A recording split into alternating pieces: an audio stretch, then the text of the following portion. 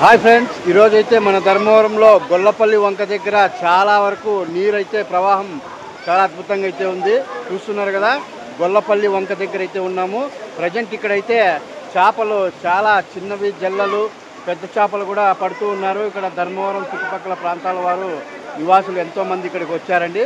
నేను కూడా వచ్చేసాను. చూస్తున్నారు కదా, చేపలు పడుతున్నారు చిన్నపిల్లలతో సహా పెద్దవారు కూడా ఉన్నారు. నేను కూడా ఉన్నాను చూడండి. చాలా అద్భుతంగా అయితే చేపలు పడుతున్నాయి. చిన్న చేపలు, జల్లలు, కొడదలు, బొచ్చులు అన్నీ పడుతూ ఉన్నాయి. చాలా అద్భుతంగా అయితే ఉంది ఈరోజు చూడండి.